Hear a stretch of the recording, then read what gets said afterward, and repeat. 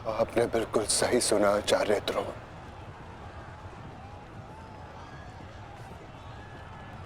अश्वत्थामा मारा गया।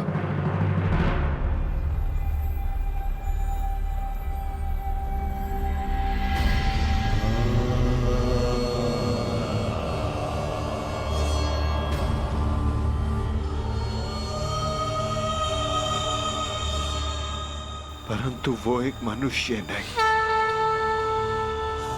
एक हाथी था।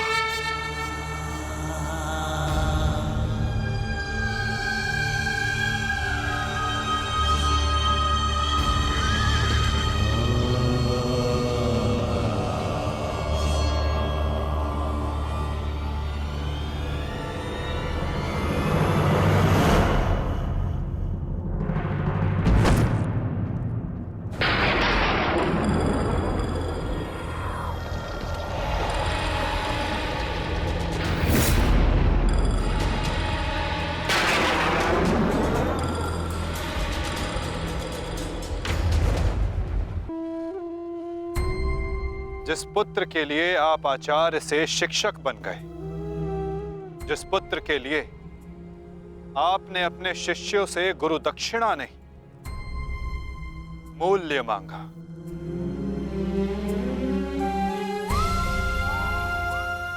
और उसी पुत्र के कारण आप एक एक करके अधर्म की सीढ़ियां चढ़ते चले गए आचार्य। मनुष्य प्रेम में उत्थान करता है, परंतु मोह में केवल उसका पतन होता है आचार्य। आप जिसे पुत्र प्रेम समझते रहे, वो पुत्र प्रेम नहीं, पुत्र मोह था आचार्य, और वही आपके पतन का कारण भी।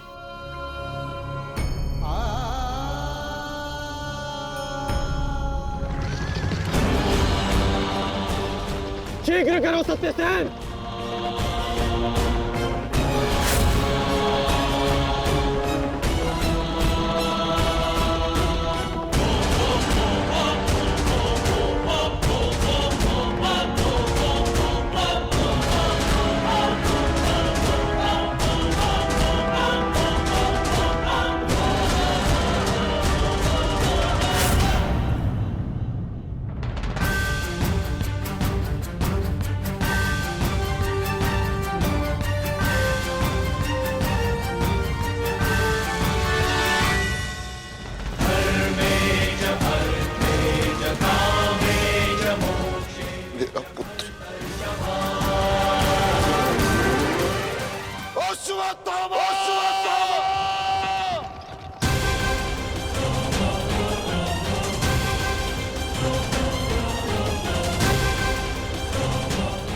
आपके साथ छल हुआ है आचार्य।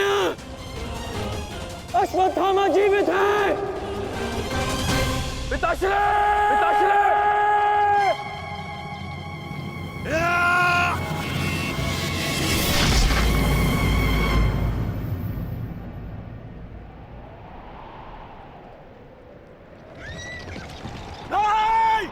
आचार्य!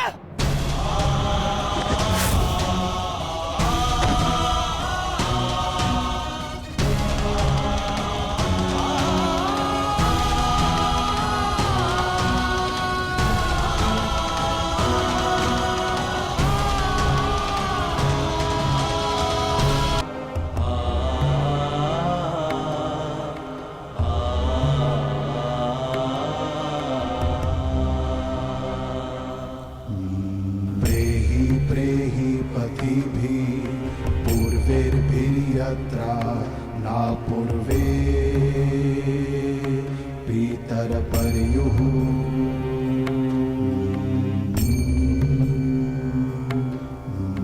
भूभराजना स्वधया मदन्तायमं पश्यासि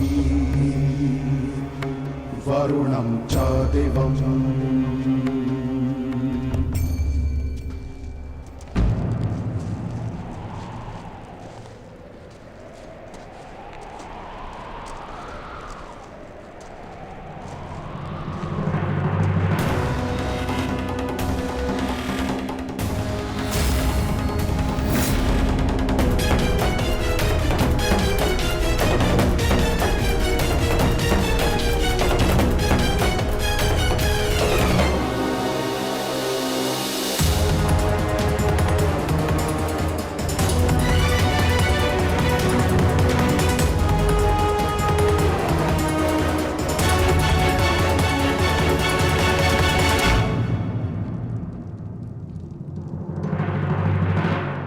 लोभी, कुटिल, छलिया, कपटी, महाविनाशी,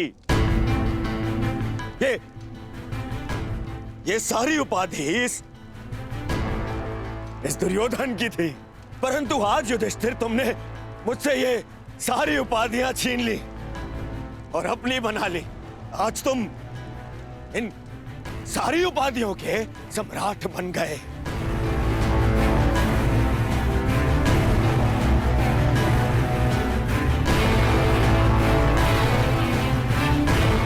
प्रणिपात सम्राट,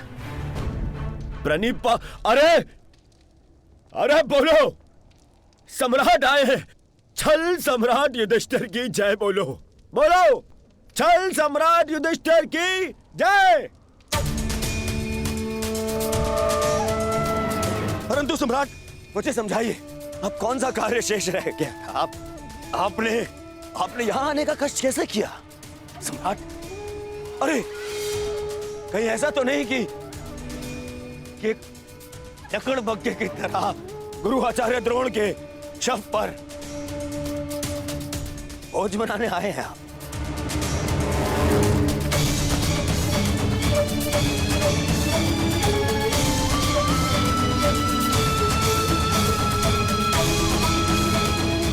भोज मनाने आए हैं?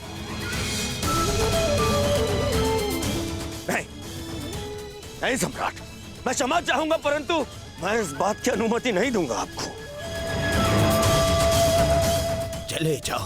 चले जाओ यहां से, अन्यथा मैं आप लोगों के शव पर उत्सव मनाऊंगा। चले जाओ। हम यहाँ युद्ध करने नहीं आए, अपने गुरु के अंतिम दर्शन करने आए हैं। इस समय मैं अर्जुन नहीं, अपने गुरु का शिष्य हूं। हम पांडु पुत्र होने के नाते नहीं, परंतु कुरुवंशी होने के नाते उनके अंतिम दर्शन करने आए हैं। नहीं, तुम्हें इस युद्ध में विजय मिलेगी और ना ही अपने गुरु के दर्शन।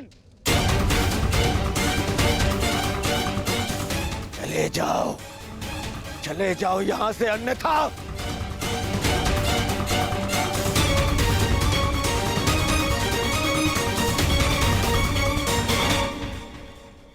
गुरु द्रोण के अंतिम दर्शन करने का अधिकार सबको है।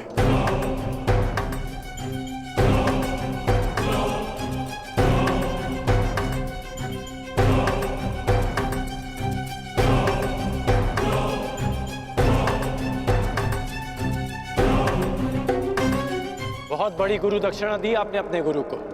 छल से मृत्यु दी तुमने अपने गुरु को। उन्होंने अनेकों दिव्यास्त्र सिखाए तुम सबको, परंतु विश्वासघात नामक अस्त्र का कोई उत्तर नहीं था उनके पास। धर्मराज, क्या उत्तर है आपके पास आपके छल का?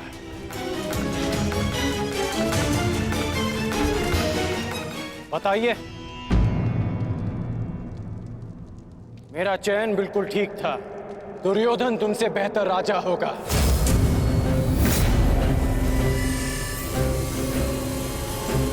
दुर्योधन की अनीतियों पर मैं क्रोधित हूं, परंतु तुम्हारी अनीतियों पर मुझे घृणा आती है। मित्र, शिष्य होने के नाते अपने गुरु के अंतिम दर्शन का अधिकार है इन्हें? नहीं, अंगराज ठीक कह रहे हैं मित्र।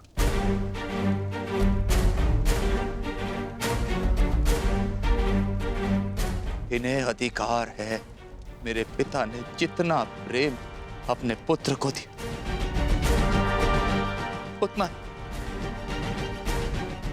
किंचित अधिक इन पांडु पुत्रों को दिया।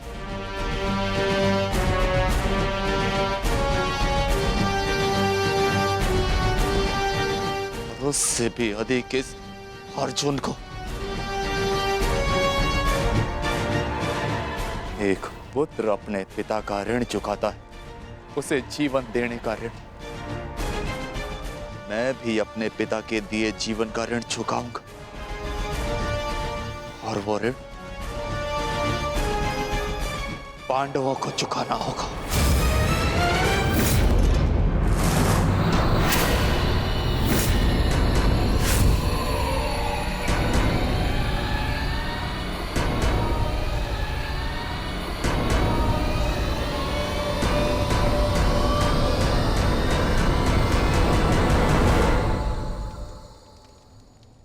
पापियों और दैत्यों की भांति तुम लोगों ने विद्या पर लांछन लगाया है।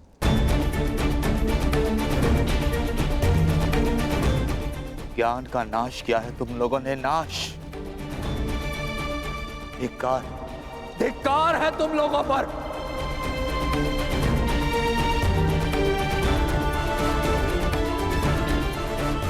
पांडव पुत्रों, जब तक मैं तुम्हारी मृत्यु अपनी आंखों से ना देख लूं, मुझे मृत्यु प्राप्त नहीं होगी। तुम्हारे वंश के साथ मृत्यु की होली खेलूंगा मैं। जिन बच्चों ने आज मुझे रोका, मैं उनकी सांसें रोक दूंगा।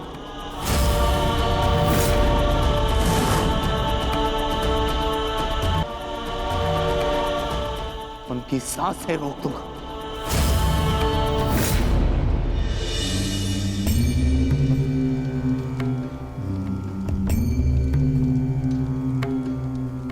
प्रेहि प्रेहि पतिभिः पूर्वैर्भिर्यत्रा न पूर्वे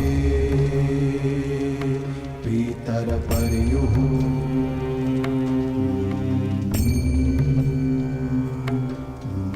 भूभराजना स्वधया मदन्तायमं पश्यासि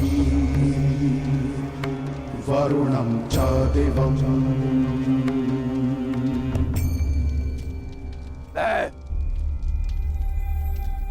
द्रोण पुत्र अश्वत्थामा, ये प्रण लेता हूं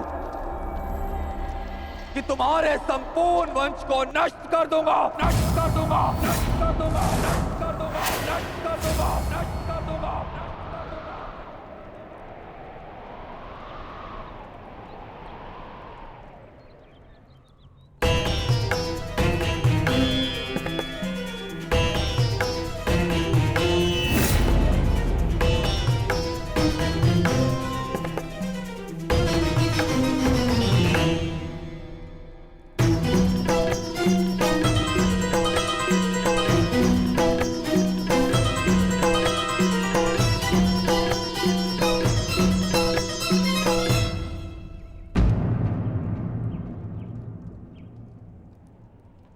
क्या सोच रही हो सखी?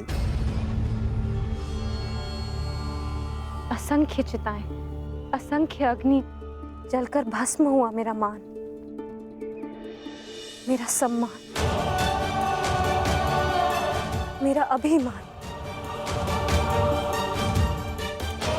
मेरे सभी संबंध, ये सब लाभ भी तो हानि को ही मिले हैं।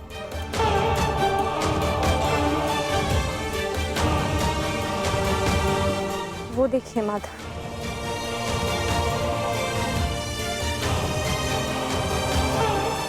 भ्राता धृष्टद्युम्न के जीवन का गणित संपूर्ण हुआ।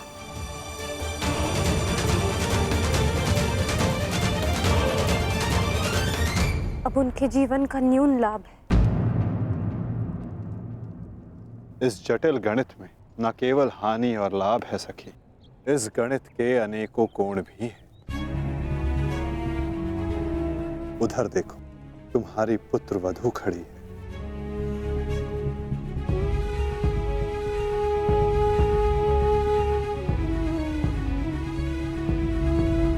जो वस्त्र हरण तुम्हारे साथ हुआ, वो अन्य किसी स्त्री के साथ ना हो, उसकी लज्जा का रक्षण हो सके, ये लाभ संसार में शोषण करने वालों को पर्याप्त दंड मिल सके सखी, ये लाभ आने वाली पीढ़ियों को ज्ञात रहे कि स्त्री का मान भंग करना, उसका शोषण करना मानव हत्या से भी अधिक दंडनीय अपराध है।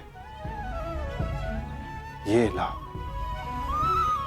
और ऐसे लाभ के लिए बलिदान अनिवार्य है सखी, और ऐसे बलिदान देने की क्षमता सब में नहीं होती सखी।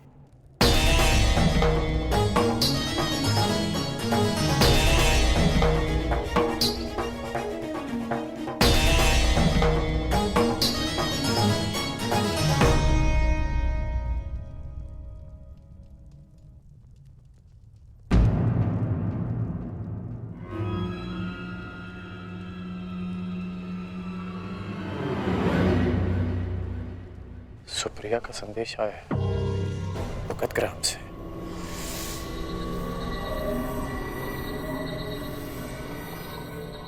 वो मृत्यु शैया पर है।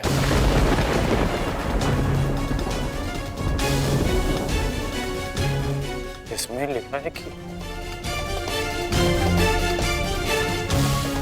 उसके पास अधिक समय नहीं बचा।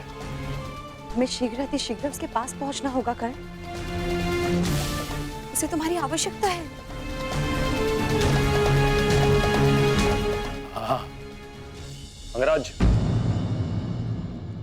ज्येष्ठ ने संदेश भेजा है, आपको शीघ्र उपस्थित होने को कहा है।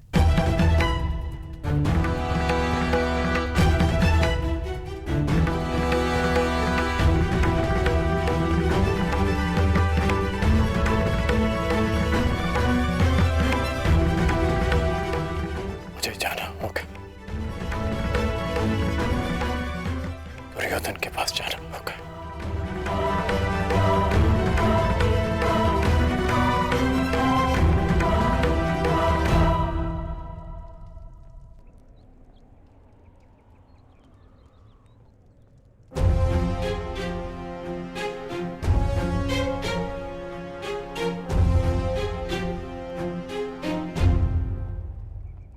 अनेक दिनों से मेरा हृदय ही नहीं, मेरा मन भी जो चाहता था, आज वो पूर्ण होने जा रहा है। दुर्योधन की पताका और हस्तिनापुर का ध्वज दोनों ही अब बलशाली होने जा रहे हैं। इस पताका की तीक्ष्णता और भी तीव्र होगी, क्योंकि इस पताका का नेतृत्व करेगा मेरा मित्र अंगराज कर्ण।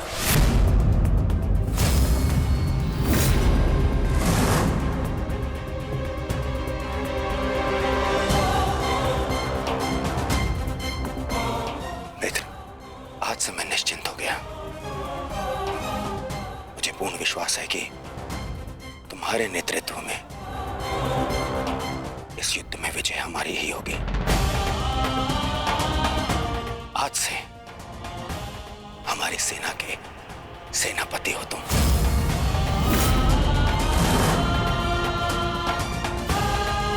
दुर्योधन, किसी दासी स्त्री के लिए पति चुन रहे हो, अपनी सेना का नायक चुन रहे हो?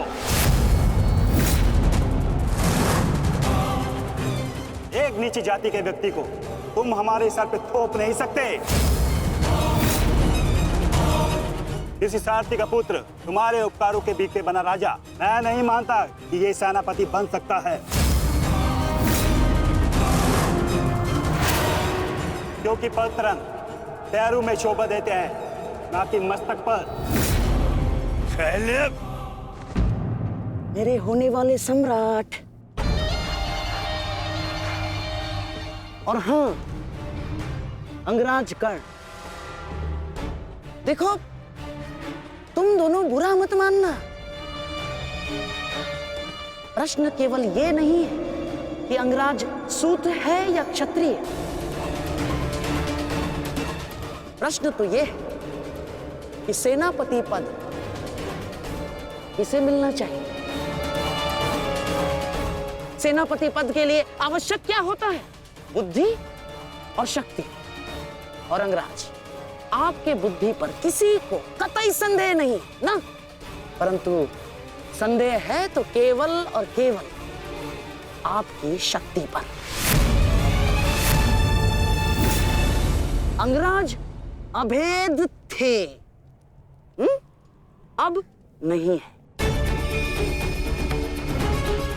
कवच और कुंडल भी था इनके पास, अनेकों अस्त्र थे जो अब नहीं है, जो अब अंगराज खो चुके हैं। और हाँ, खास बात तो यह है, अर्जुन के लिए जो अस्त्र था वो भी आप खो चुके हैं। तो इसका पूर्ण अर्थ यह है दुर्योधन कि अंगराज अब उस बूढ़े शेर की भांति हो गए जिसके दांत भी टूट गए हैं और पंजे के नाखून भी झड़ चुके हैं। और ऐसे शेर के साथ चूहे भी व्यंग करते हैं। अब महाराज शल्य को देखो, इनकी शक्ति और भव्य सेना की सहायता से हम विजय प्राप्त कर सकते हैं। अब यदि अंगराज आपके परम मित्र हैं तो वो भी इस बात को मानेंगे, हैं? क्यों अंगराज? अमरश्री, मुझे कर्ण की मित्रता पर कोई संदेह नहीं है। जिसने अपना सबसे महत्वपूर्ण शस्त्र मेरी सुरक्षा के लिए उपयोग कर लिया, और ना ही उसके शौर्य पर। संदेह तो मुझे शैल्य पर है, क्योंकि कालों के भांति रण छोड़कर भागना सबसे पहले इन्हें आता है। एक नहीं, दो बार अवसर मिला इन्हें, पर इन्होंने क्या किया? रण छोड़कर भाग गए, एक ऐसे चूहे की तरह जो केवल शेर की दहाड़ सुनकर ही भाग जाता है, भाग जाता है। इस चूहे को मैं ना तो अपनी सेना का सेनापति बनाऊं और ना ही अपनी दासियों का पति। मूर्ख हो मूर्ख, तुम दोनों मूर्ख हो। एक मूर्ख का सम्राट और एक मूर्ख का सेनापति। तुम दोनों मूर्खों को लगता है पांडवों पे विजय पाओगे? बस मद्रराज,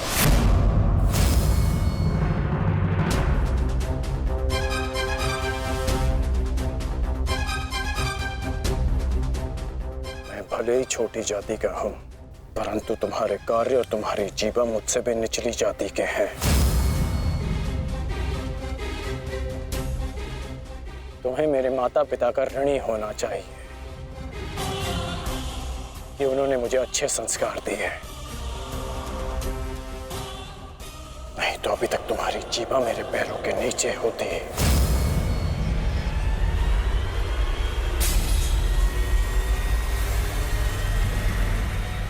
अब एक और शब्द अपनी जीवा से निकाला तो मैं अपने सारे संस्कार भूल जाऊंगा, और ये भी भूल जाऊंगा कि हम दोनों एक ही पक्ष में हैं।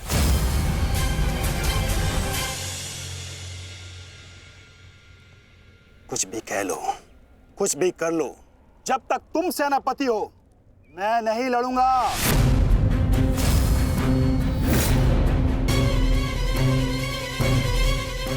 कायर, एक पीठ दिखाकर भाग रहा है। भूल गया अपने वचन, अपने प्राण कि भेज दूं तुम्हारे राज्य में यह संदेश कि उनका राजा न केवल भगोड़ा है पर अपने वचन भी नहीं निभाता।